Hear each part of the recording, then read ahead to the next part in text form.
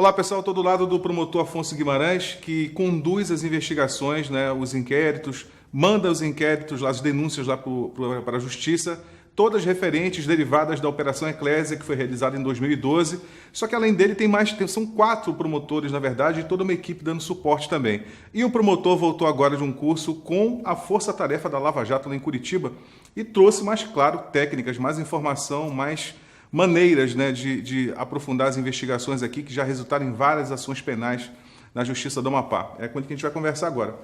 Doutor, a gente estava conversando agora há pouco sobre táticas, sobre técnicas, né, de como apurar, como aferir que um sujeito estava num perímetro que ele nega que estava, né? Como é que é possível determinar que um acusado, que um investigado realmente estava naquele lugar que ele diz que não estava? Olha, existem várias maneiras.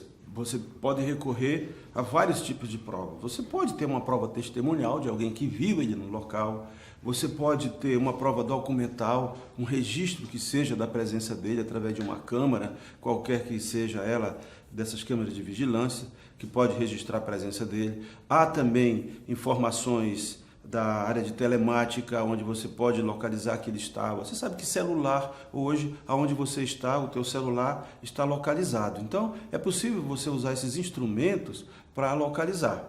Logicamente que cada caso vai ser um caso, eu preciso saber a dificuldade. Se você não tem uma prova, elimina. Não temos testemunha, não temos a câmera. Então, vamos para ver quais os instrumentos de localização por satélite é possível fazer em razão do uso de um aparelho celular, por exemplo. Então, existem essas possibilidades, sim. Foi bem interessante e também produtiva essa uma semana que o senhor ficou lá com o pessoal da Lava Jato, então. Foi muito produtiva porque nós tratamos, recebendo a experiência da equipe da Força Tarefa da Lava Jato, que fica sediada em Curitiba.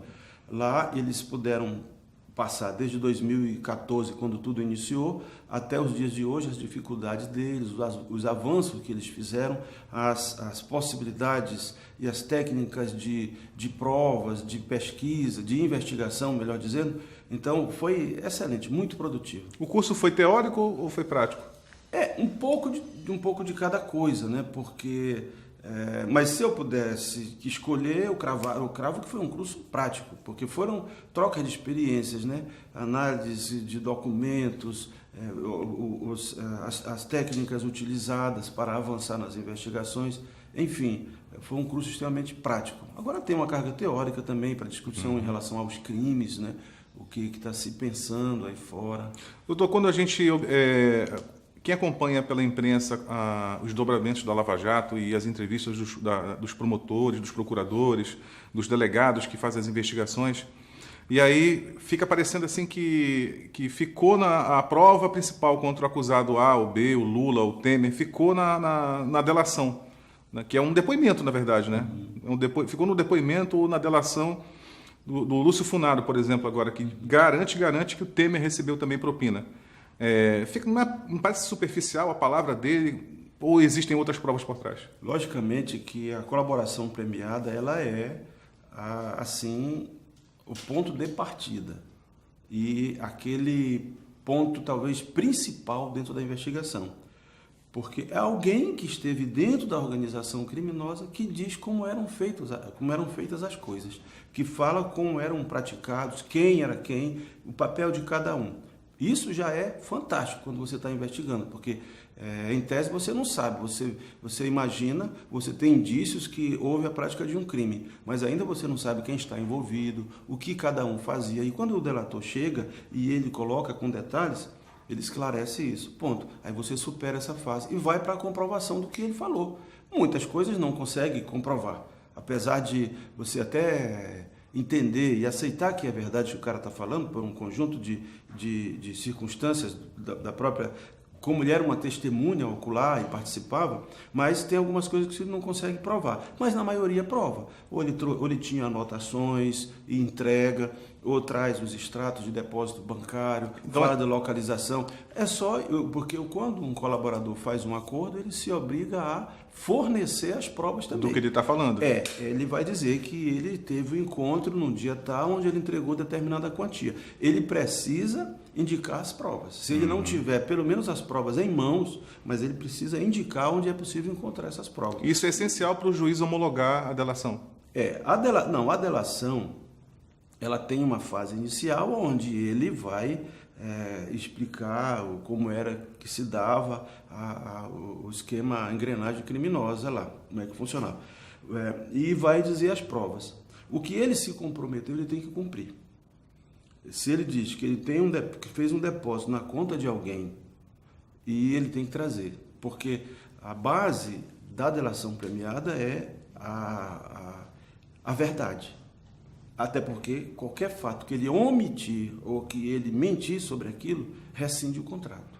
Aqui, recentemente, a gente teve, já falando agora da Operação Eclésia, a gente teve recentemente uma decisão. Ano passado, o tribunal não homologou a delação de uma empresária, né? E aí, agora o STJ disse que tem que homologar sim, e a defesa está entendendo que, como o STJ determinou que a homologação seja feita, o acórdão seja anulado, isso quer dizer que o julgamento, o resultado do julgamento foi anulado. Essa avaliação que o senhor faz também? Eu não vi a decisão. Mas essa decisão ela vai no sentido do que o Ministério Público buscou. Quando foi feita a colaboração premiada, estava muito próximo, se não me falha a memória, 2 ou 3 dias do julgamento. Só para situar o internauta, doutor, está falando de uma ação penal que foi oferecida pelo Ministério Público contra uma empresa que fornecia passagens aéreas de forma fictícia só para mascarar o recebimento da verba indenizatória pelos deputados, né? E essa empresária foi condenada junto com outros deputados também que eram gestores da casa e na época o Ministério Público conseguiu fazer esse acordo de colaboração premiada com a defesa, só que o acordo acabou não sendo homologado. É isso, né? Basicamente. Ela nos procurou, nesse caso a acusada, a empresária, ela nos procurou, junto com o advogado dela, que havia interesse em fazer a colaboração premiada. E ela disse ali que ela disse os nomes das pessoas para quem ela entregava o dinheiro. Eu não vou adiantar absolutamente nada em relação ao que ela falou, Sérgio, me desculpa, porque não está homologada e mesmo que tivesse, a gente tem que guardar um sigilo em razão da própria lei que manda e também em razão das investigações. Se eu mencionar aqui que ela falou determinada coisa, porque o que nós temos é o depoimento dela, que faz parte do termo de acordo, que não está homologado, portanto não foi utilizado até agora. No depoimento dela, a partir da homologação, nós vamos tentar confirmar aquilo que eventualmente ela tenha falado. Então, é assim que funciona. Como ocorreu muito próximo do julgamento, o relator do processo, que foi a julgamento, ele entendeu por bem não homologar e deu as razões dele. O fato é que essa decisão do STJ agora é interessante para o Ministério Público levar. É muito interessante para o Ministério Público. Né? Nesse ponto, tanto o Ministério Público estava atuando assim no mesmo sentido da defesa, para que fosse homologado, porque é uma prova, é um indício de prova, que nós temos que não poderíamos usar sem a homologação. E agora, com a possibilidade da homologação, abre-se uma nova perspectiva dentro desse processo. Talvez alcançando pessoas que não estavam inicialmente dentro do processo. Agora é aguardar para ver a homologação para te dar seguimento. O julgamento, eu não vi a decisão do STJ, não sei se o STJ mandou anular o julgamento. Se mandou anular o julgamento por causa Eu vi a decisão. Se mandou anular todo o julgamento, tudo bem, faz o julgamento de novo, não tem nenhum problema. Não, a decisão diz lá que... Ou só em relação a ela? Anulou a decisão do relator, né, de não homologar a delação, a colaboração premiada. Então o julgamento ficou mantido. As penas, os condenados que saíram. E está decidindo anular o acórdão também. Quando anula o acórdão, também não anula o julgamento? Então, eu estou falando isso em tese, porque eu não li essa decisão. Realmente uma coisa vai acabar afetando outra, né? Se você anulou Porque acho que tem que ter um novo... Pela lógica, eu sou leigo também, mas acho que tem que ter um novo julgamento. Mas, enfim, doutor, eu já perdi as contas já de quantas ações penais o Ministério Público já ofereceu derivado da Operação Eclésia. Quantas o senhor? Não tenho de cabeça lembra? Também. Teve um tempo que eu contava, né? Até umas 50 e tantas, assim, eu contava, eu tinha um relatório lá comigo. Mas depois, tem um pessoal da assessoria jurídica lá da Procuradoria que tem isso mais detalhado. Mas eu larguei de mão, porque senão... Mas ainda tem bambu para mandar flecha ainda? Tem muita coisa. Você vê que agora, recentemente, coisa de 10, 15 dias, entramos com mais 2 ações já contra parlamentar. Foi um acervo de prova, de documento muito grande. Só que você vai dando prioridades. Nós não temos uma equipe fantástica para analisar tudo num tempo recorde. Então, vem dando prioridade. No primeiro momento, nós começamos a trabalhar com aqueles contratos da própria Assembleia, os gastos da Assembleia, não dos deputados em si, da Assembleia. Por exemplo, a Assembleia precisa comprar combustível. Então, ela faz um processo para comprar combustível. Então, nós começamos a dar prioridade para isso. O processo de compra de combustível, o processo de compra de passagem e por aí vai. Processo de material de expediente e tal. Que eram compras muito grandes. Esse da passagem foi 5 milhões de reais. Então, aí, aluguel de carro, mas acho que 3 ou 4 milhões. Aí passamos para os processos de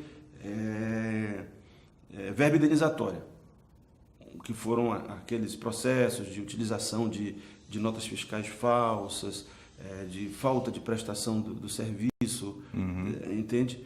E fomos dando prioridade para aqueles casos mais, relativamente importantes do ponto de vista do dinheiro envolvido, da quantidade de dinheiro envolvido. E estamos ainda nisso. Não acabou. Foi preciso hierarquizar na medida em que... tem que ficar claro que a gente não trabalha só com a Assembleia Legislativa. Eu fiquei, de certa forma, Afonso, fiquei, de certa forma, ligado a isso, porque eu iniciei a investigação, mas eu trabalho também com caixa escolar, trabalho com merenda escolar, caixa escolar, merenda escolar, trabalho com prefeitura, com governo, com uma série de outras. A investigação não está vinculada à Assembleia, é que eu fiquei em razão de estar ali, iniciei a investigação. Então, todo praticamente chega para mim, mas...